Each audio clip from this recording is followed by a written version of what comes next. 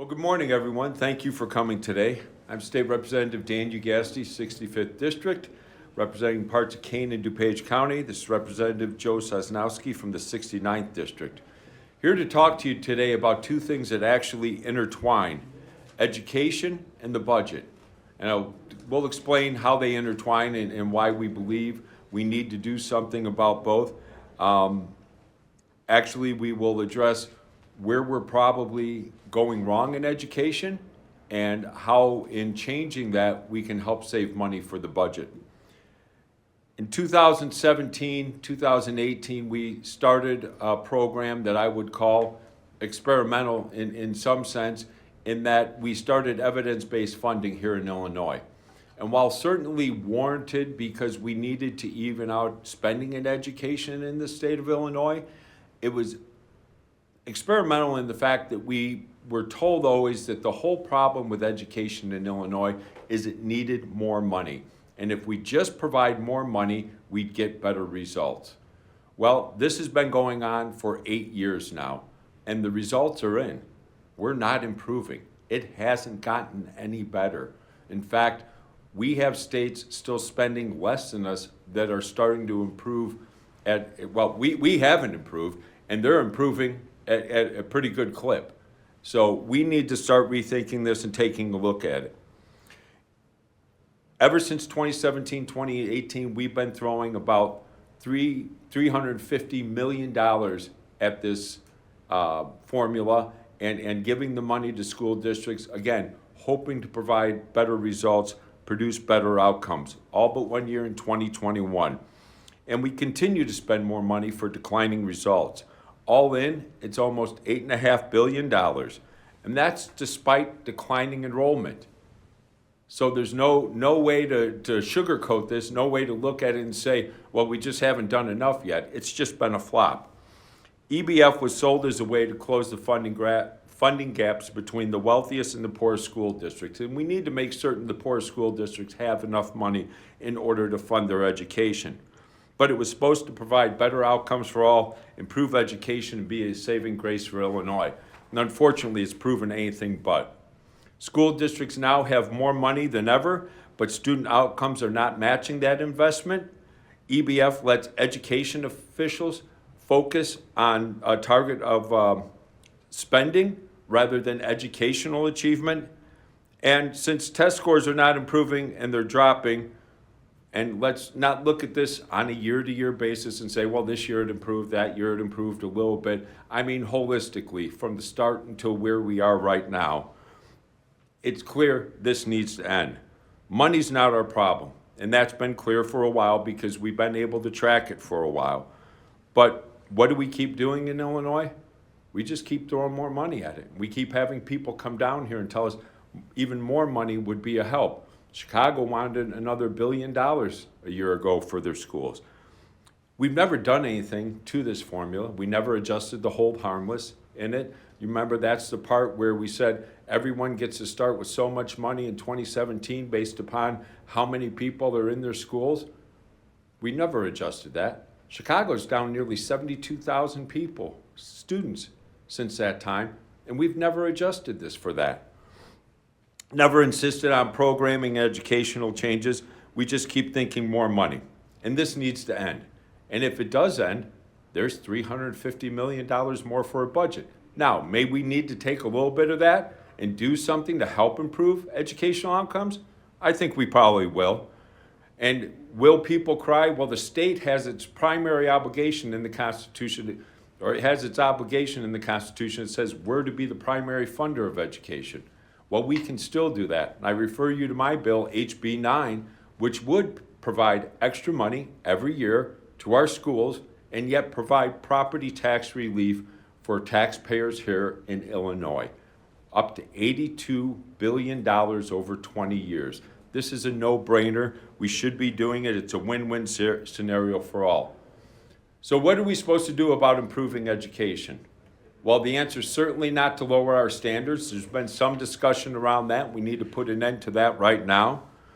We probably need to look at other states and what they're doing. And I know there's been some argument, there's been some disagreement about this over the past week down here in Springfield, but We need to take a look at Mississippi. And in all honesty, as an Illinois resident, I'm a little bit embarrassed to say that the state of Illinois needs to look at the poorest state in the nation on how to improve our educational system, but they seem to have it figured out. They are leading the country as far as improving their test scores for 4th and 8th graders in almost every category, except one, and that's math for 8th graders, and they're still at the top. They're just not leading the nation. Most states have seen 4th grade scores plummet for their bottom 10% of students. Mississippi's the complete outlier in that. Mississippi enacted a literacy-based promotion act, which was funded by the State Department of Education to hire, train, and deploy literacy coaches to about 50 of the lowest performing school districts. It also required schools to administer universal screenings to identify students with reading deficiencies early on in order to communicate those results to parents, as well as it required students to be held back when they were not meeting grade threshold requirements. Sounds pretty straightforward, pretty simple. Ed Week reported that Mississippi spent $15 million per year in order to support this literacy work. Now, we're a bigger state. We have more students. We're about 4 times the size of Mississippi, so that equates to $60 million. If we take that out of the $350 we're putting in the EBF, we still have $290 million left to address our budget situation here in Illinois, and that's important. It's important for both education, because hopefully if we do a program like this, it will provide better outcomes the way it has in Mississippi, and we can start working towards lowering taxes, hopefully, and providing better opportunities in Illinois instead of looking to new revenue streams to fill our budget gaps that we currently have. Mississippi schools also are required to notify parents when their child is off track and to craft individual reading plans for them. And the threat of retention, accountability has worked. It's probably been both from the parents as well as the kids. What kid wants to think they might be held back and not advance with all their friends within their grade? What parent wants their kid to have to go through school too long? Nobody does. Accountability in every system is always a good thing. And those who were retained generally had better long-term outcomes. According to the nation's report card, Illinois only has 30% of its 4th graders reading at a grade level. 38% of 4th graders were at math level, 33% of 8th graders at reading level, and 32% at math level. Again, we need to do something. We have schools where no one is reading at grade level. Chicago Public Schools really need some reform. We have schools built for 800 or more students and maybe 50 to 100 kids attending them. We could be saving money. We could be providing better outcomes. We need to tailor programs to help these kids. Ladies and gentlemen, the time's now to end our ways of the past. These are not solutions by just throwing more money at these situations and saying we're going to fix the problem by doing this, or at least we're trying. We need to provide better education and better opportunities for our children. It's time to investigate new ways of reforming education and make sure we ask the public to pay only as much as they absolutely need to in order to provide quality education for their kids.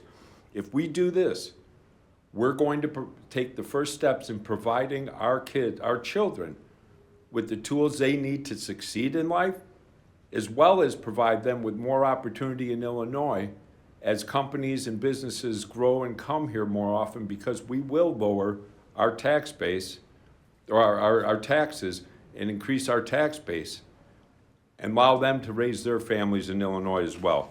Now I'm going to turn it over to Representative Sosnowski to address a few other educational issues and provide some solutions. Thank you. Yeah, thanks a lot, Dan. Appreciate it. As you mentioned, Joe Sosnowski, I live in Rockford, and district is Winnebago, Boone, and McHenry County. And a lot of what Dan was talking about was what are we doing to look at best practices? He highlighted Mississippi and what a great job that they're doing in the educational field and huge growth for a fraction of the expense that we've done. Unfortunately, what we've seen from this governor and the majority party is it's all about throwing more money at the problem. How can we spend more without actually demanding solutions or fixes to the educational problems and achievement? I'm just going to touch base real quickly on higher education. This past school year, we've had 127,000 undergraduates enrolled. That's a 5,000 undergraduate count decrease from 2018-2019 school year. Yet, last year, we threw another $76 million at higher education. The year before that, other tens of millions of dollars. This year, the only solution the majority party and the governor has is what are we going to spend on it? Students in Illinois are choosing to go to other states for higher education. What are we doing structurally to fix that problem? As we throw more money at the problem, we're seeing our university enrollment decrease. There's only a handful of universities, University of Illinois, ISU, and maybe one other, that have actually seen an enrollment increase. Many of our universities are 40% less than they used to be 10 years ago. This points to huge structural problems in what we're doing with spending our money on higher education. Also want to just kind of go back through K through 12. Dan did a great job highlighting some of the performance problems that we've had and how throwing hundreds of millions of additional dollars to K through 12 has not been helpful. As we look across the country, there's a growing number of schools that are expanding true school choice. Unfortunately, we had school choice here in Illinois until the governor and the majority party deleted the program. That program was serving tens of thousands of students and was showing great success and a lot of interest. What we've seen in other states, and I'll just point out a couple, dramatic increases. Florida, their Family Empowerment Scholarship program, along with some others, now has over 350,000 students taking advantage of some sort of school choice program. Iowa, our small neighbor, offers $7,500 per student to be able to be used at private schools. 28,000 students are taking advantage of this program. This doubled in just 1 year. Texas just recently passed an initiative. They're going to set $1 billion towards true school choice, which is going to serve over 100,000 students in its first year. The fact is, many states across the country are looking at these options just to offer choice. It's not going to be for everybody. But even here in Illinois, we're not even doing some of the simple things that we could in the public arena. States like New York and California, they offer choice within their public school systems. You have a failing school, like Dan outlined, we have 38 schools, I think, in the Chicago public school system that aren't educating their students at reading. They're not achieving reading level. These parents have no option to leave that public school and go to a different school that's better performing. New York and California both offer that. Why isn't this governor offering that as an option? Why isn't the governor offering more options for expanding charter schools and creating more charter school opportunities in the public school arena? Why do we have a mayor in Chicago who's trying to shut down high-performing magnet schools and the governor who's not standing up and saying, hey, we need to keep these? Regardless of zip code and income, children across all demographics need to have this opportunity. And when we see true school choice, such as in Florida, over 55% of the students are of Hispanic or African American background. These are extremely popular programs. Over 65% of polls come back and say, we want school choice. Again, why is the governor ignoring what people want in Illinois? So at this time, we'll turn it over to questions, but we truly urge the governor and the majority party to really look at good structural solutions in giving opportunities to families and children so that they have true choice in education.